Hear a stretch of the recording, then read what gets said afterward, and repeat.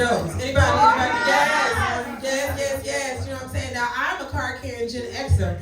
And we survived the 70s and the 80s. We need these bags, you know what I'm saying, for the trauma, for the anxiety, for the hurt, for the patriarchy, for the hurt from imposter syndrome, you know what I'm saying? Just all of it, low self-esteem, colorism, racism, colorism, you name it. We need these bags to carry the hurt, is what I'm saying. Y'all, and here's the thing, they call Gen X the sandwich generation, right? Because we sandwich between our kids and our parents. And Trader Joe's calls this the sandwich bag. So we have a bag for us. Do you know what I'm saying? I mentioned that I'm a Gen Xer. Like, where are there? Who else in this room is a Gen Xer besides me? Yes. And here's the thing. People are like, how do you know Gen Xers? You know us because we still love 90s golden era hip hop. Do you know what I'm saying? Oh, but we need these reading glasses. We need these reading glasses. Yes, to check our mail. You know what I'm saying? Sing it with me. Biggie, biggie, biggie. Can't you see?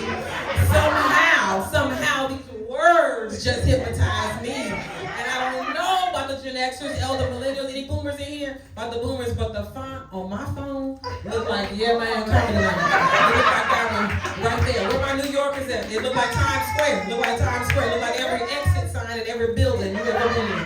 That is what I need to see, is what I'm saying. Y'all, so much in the news. And here's the thing, it was a dark week for Gen Xers in music and R&B history. Y'all, we lost Foster Silvers, Peebo Bryson, and I don't know if y'all know who Ronald LaPred is, one of the founders of the Commodores, because she's a brick. Don't house, right? She's mighty, right? Anyway, y'all, just so much.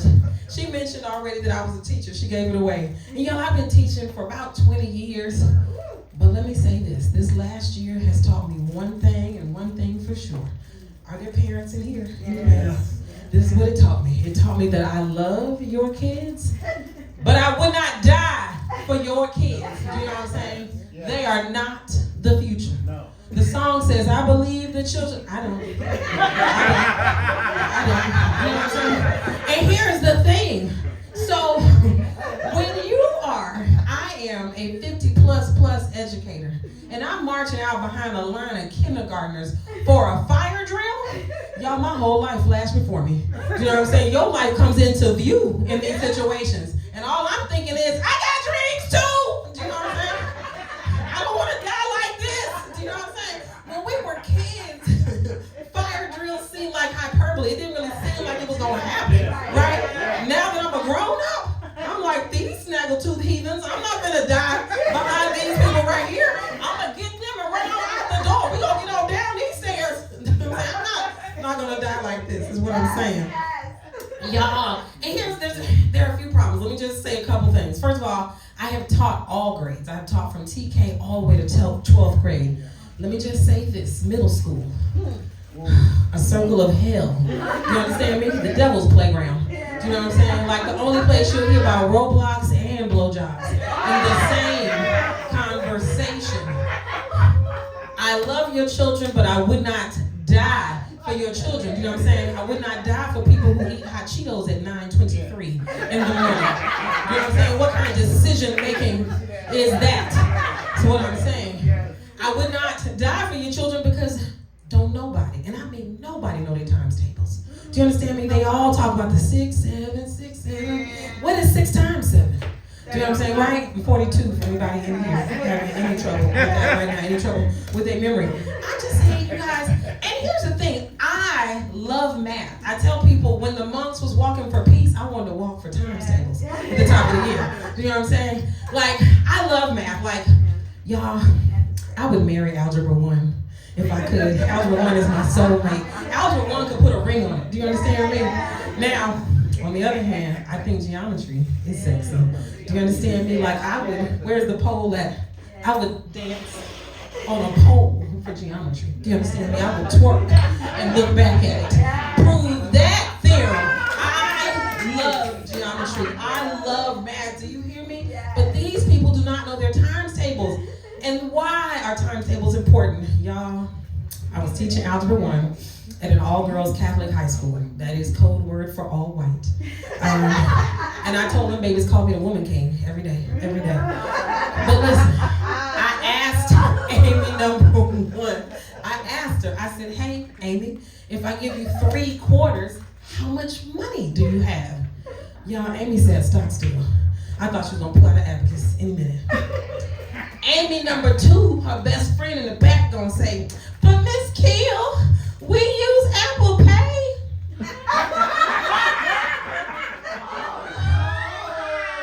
In the apocalypse, I'm not looking for none of y'all. You understand me? I'm looking for my grandmother.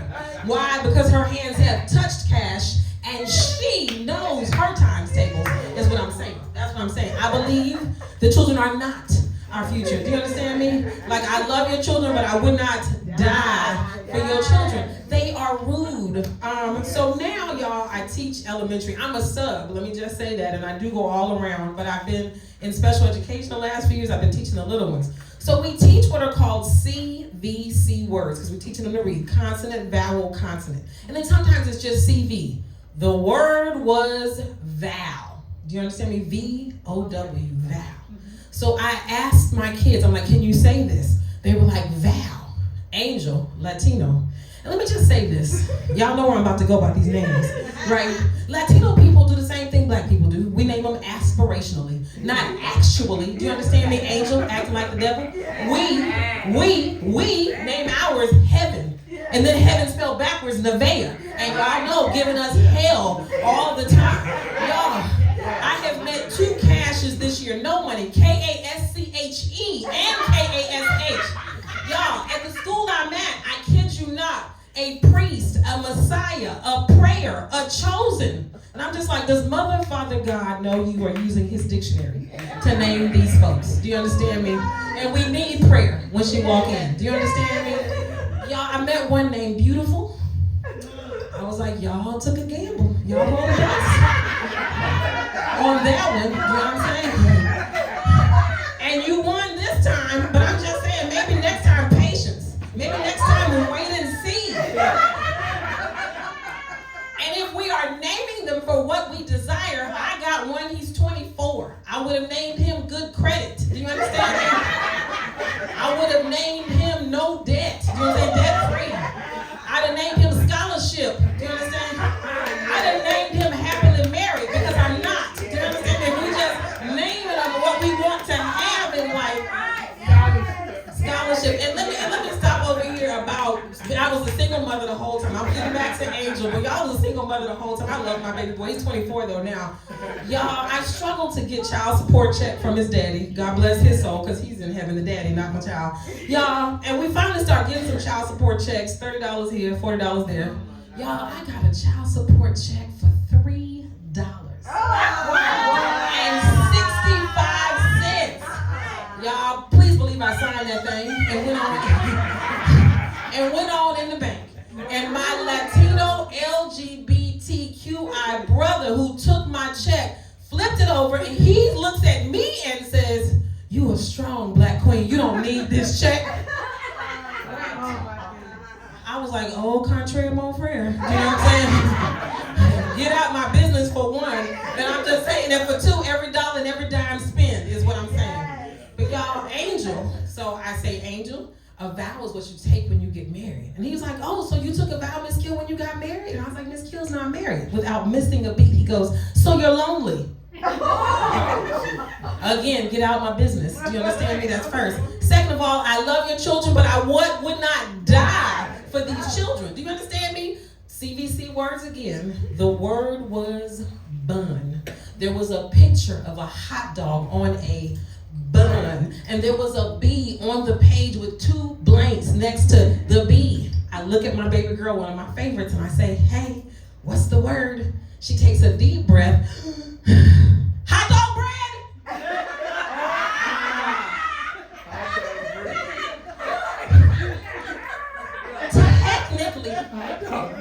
Technically, she is not wrong, right? But I'm teaching reading, not public speaking. You know what I'm saying? And I'm also saying, before you judge, I'm not going to the pearly gates for hot dog bread, is what I'm saying. You know what I'm saying? I'm not going to meet my maker. Do you understand me? For these people, one of them looked at me and here, like, I'm squarely in menopause. It's a whole mess, right? I don't know about anybody else's mess. Y'all, and you know, like, just Gray hair everywhere, hair everywhere. My little, what was she? First grade. My little first grader looks at me and says, Miss Kiel, you have a hair. No, what did she say? What did she say? She said, you have a mustache. Y'all, I touch my top lip like I don't know where a mustache is. She then says, no, Miss Kiel, on your chin, on your chin. I love your kids, but I would not die for these people. Do you understand me? You might step on my toe for one of them, but that's about it. Do you understand me? Y'all, and that same one gonna ask me one day, Miss Kiel, where the autism kids? And all I'm thinking is, if you asking, maybe I'm looking at one. Do you understand me? And here's the thing, when I look in the mirror, I think I'm looking at one. I'm just saying, like, ADHD is what they call it now. Autism and ADHD mashed together. And here's the thing, another reason I would not die for these rude people. I've taught special ed the last 2-3 years, and when you meet people in the streets, thank you. When you meet people in the streets, the one thing they say to you is, so you teach special ed? And I'm like, yeah. And they're like, so you teach kids on the spectrum? And I'm like, we are all on the spectrum. Do you know what I'm saying? You talk about no child left behind, no soul, no human, no sentient being. We all got a drop-in location on the spectrum. You know what I'm saying? And here's the thing, even ADHD is now a spectrum. I'm just like, move over, autism, there's a new spectrum in town, ADHD. And when we turn in the wish list, like I want kids, typically we want, sanitizer, we want paper towels, we want Kleenex. I want focus, memory, and attention span. That's what's on my vision board. And then I put brains, little pictures of brains, big and little, because size matters, all over the board. I'm just saying, but this little girl on my caseload called me a scallywag. Ooh. Right. Then she added to it, she said, with no edges. Right? And here's the thing, I'll be honest, I need that as your baton. My edges on life support. I am in fact worried. Do you know what I'm saying? So it was no fun. Y'all, but later in the day, my girl hit another kid. Now, let me just say this, 3rd grade, 8-year-old has something that AARP years old does not have. 8 years old got speed, agility, balance, y'all. So I put her in a little hole to keep her from hitting anybody else. She shook loose for me and I dropped to the ground. I fell on this right knee. Do you understand me? Now, we Gen Xers in here, millennials in here, any in here? Gen Z in here? Wait, Gen X. Okay, but I'm saying this, I didn't thank you, we're Gen X, but are there any millennials when I'm trying to say thank you? Is a Gen Z up there? I can't stand y'all. When you're a teacher, you work with every generation. So I go to my coworker who is a Gen Z, who ran track. I said, hey, it's some buzzing and burning in this knee. What do you think that is? Oh, Miss Kiel, that's arthritis. Y'all just get that. And I'm like, we are not at the bar requesting arthritis gin and juice, please. Not reading glasses Pinot. Not menopause juice and gin. Not menopause mojitos. Not menopause margaritas. You know what I'm saying? And not HBP. That would be high blood pressure, because I know somebody don't know. Edibles. We want CBD edibles like everybody else. One last story, teeny tiny bit. So here's the thing, even though I would not die for your kids, and I have these bags to carry my anxiety and trauma, I did see a news story about some middle schoolers, the Devil's Playground, in Mississippi. Y'all, they were riding a bus for a field trip, and the bus driver started going unconscious.